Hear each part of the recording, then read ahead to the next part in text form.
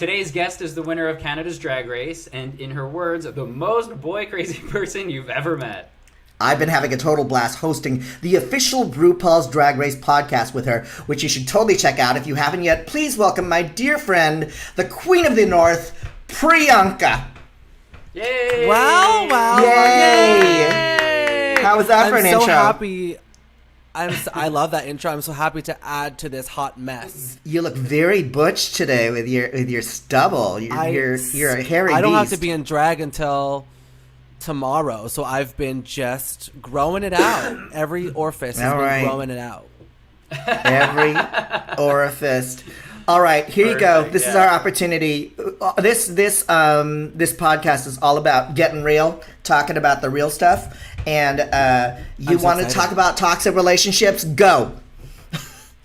I love toxic relationships. Yay! I honestly, it's so funny. I have built this like persona on commenting about toxic relationships. Like I won Best Twitter Comedy Award at the Wowies in December, and it was all because I would just talk about my exes all the time online. Now, I have a very interesting past when it comes to relationships. My first ever relationship was a man that I met from Australia, and he told me he was going home for Christmas, and he never came back. I never heard from him again.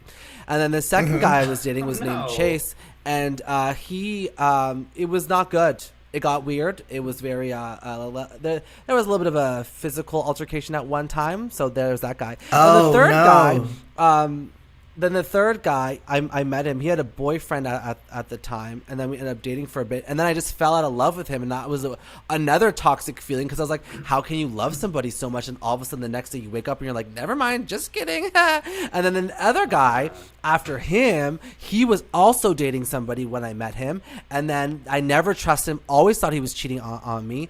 And then the last guy that I was dating throughout the season of Canada's Drag Race, and then he dumped me right after the finale. So let me tell you something. If you're looking for an expert of toxic relationships, I'm your girl. All right, well, Priyanka, all right, Matthew. We were talking about... Yes, okay, well, we were just talking about how there's, a lot of times when we look at the relationships, we're trying to dissect why each one doesn't work and what's wrong with the person, but also trying to see if there's a through line, right? Like what's the commonality and maybe what's our part in that. So for you, what have you been able to uncover or notice about patterns in your relationships? Oh, it's all to do with self-worth. We date these, I'm saying we as in me. So I would date these guys, and it's almost like you can't believe someone actually chose you to date because you're so low on your self-worth. So whenever these guys are doing shitty things to you, you're all like, oh, but how could this happen? He likes me. I never have guys that like me. And that's what would help me tolerate all the stuff that I was going through. So that would be the through line. It was all self-confidence because what were the shitty things though? What were the commonalities? Were there similarities from person to person? Yeah, was there a through line of shitty that they all had in common? I mean, the through line that I always tended to go through with these motherfuckers would be that it would be very I was always the crossover, I was always the light at the end of the tunnel. So they would be in something a little dicey, and then I would be but I could have this relationship with this person. He has such great energy, great personality, all that stuff. And then they would end up dating me, but then it would just all fall because I would be like a rebound, say. So right. I'm the light at the end of the tunnel. I've never been the light at the end of the tunnel. I've just been a tunnel. It's just been a fucking tunnel. That's it. Just a tunnel. Darkness. But you know what? When you said how could you fall out of love with somebody, that kind of stood out to me because as a sex and love addict, which I didn't know if you knew that about me, recovering sex and love addict. I would have sex with people, and in the middle of it, somebody I went home with, and was nuts. God, this person is so hot. And then they would do something or say something or make a certain face, and I'd be like, ugh. Yeah. And I would just drop out completely, and I'd be repulsed, and I'd be like, how did that happen? Just kind of I know. It's yeah. It's crazy when you think that because I think for me, especially being a person of color and like being someone that's not usually desired by the masses, whenever I'm like attracted to somebody, it's like I'm so attracted to them because like, oh, they must like me, and like this doesn't happen that often, and blah blah blah blah blah. But then in the turn of a switch, there was one guy who I met not recently, maybe like October, and like he came to a show and he was like so into me, and then everyone around me was like, oh my god, Priyanka, like the way he looks at you, the way he does this, the way he does that. But then it just like that became the turn off. It was like it was because weird he that, like, liked you. That it's because he liked me, and I was like, oh, this is not fun. What? Someone actually. So it's a very it's a very interesting thing. Hold on one Your second, dogs, please. tell your dogs to shut up. Jennison! Someone muzzle the dogs. These dogs, I don't understand. Like, train your dogs. Train them. Shut up. You know what you're talking about. You don't know. You haven't known real love. You thought. Don't hate on my dogs. You thought that we were here to record a podcast about toxic relationships about me. It's actually your toxic relationships with your friggin' dogs. With you your can never shut them up. Okay. All right, listen to me, because there's something about you stood out to me. I'm also a gay man of color, and this is what I'm exploring. There's two things. One, being repulsed by somebody who likes you, because I felt that before. Of like all through college, if somebody liked me, it was like, you're a weirdo. That's not what love feels like to me. What love felt like to me was like a hot guy who would fuck me and then return my calls every 3 weeks. Right? That was like hot. Three to four weeks. Yes. But then somebody told me that, this was in that somebody who's vulnerable with you and somebody who really likes you, that's the riskier relationship.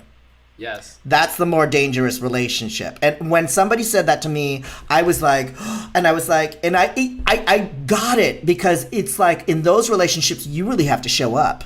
And be vulnerable and be open to being loved. And I never got that before. The other thing that you said was, as a person of color. Now, as I'm getting older, I'm old, I'm wondering how much of that is us and how much of that is the world. Because as gay men of color, I grow up, we see, all the images in the magazines look like Matthew. Everybody looks like Matthew. I'm supposed to look like Matthew, and if I don't look like Matthew, I'm ugly. Now, that's how I conditioned myself, but then I realized that there's a little bit of both. That when I started changing my perception of myself, I recognized more and more people were interested in me. Yeah.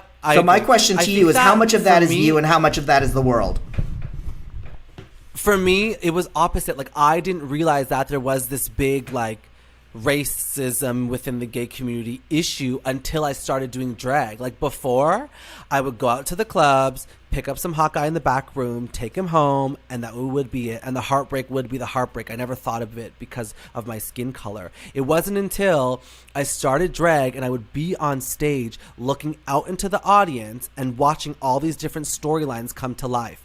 I would see the black guy go up to the white guy and the white guy say, sorry, not into black guys. I would see the brown guy approach a white guy and the white guy be like, no, thank you. So I was watching it from a bird's eye view, being like, oh, I never thought of that. I've been treated this way before, but I never thought it was racism because my mama raised me to be like, well, no matter what skin color you are, you walk into the room and you are just as equal as everybody else. So I never wanted to use racism as an excuse, or I never wanted to victimize myself because of my skin color. But it wasn't until I was on stage watching it go down in the clubs that I was like, oh my God, it's happening. It's happening, and this is bad. I don't want this to happen because I don't want it to be this way, but it's happening. So I think partially it's like, yes, of course, like once you see it, it's hard to unsee, but it's a real thing that we can't ignore. And like, I've also been with people, and I'm sure you have too, Alec, that like, oh, I'm only into brown guys. No, bitch, you're fetishizing my skin color. You're not into me because of my soul. You're into me because of my skin color. Like, oh, you have a fetish to have sex with an Indian guy? That's not love. So yeah, no, I could clock that a mile away. It's like I could be anybody. That's not sexy to me. No, so it's the thing that's happening, and it's a thing that, like, as a POC, we kind of sometimes give into, and then that's what can create a toxic relationship. Because, like, with my ex, my 2 exes ago, he said something one time. He was like, well, my last boyfriend was white, and now you're brown. And I was like, why is it a skin color thing? Mm-hmm. Well, So why was it even brought up?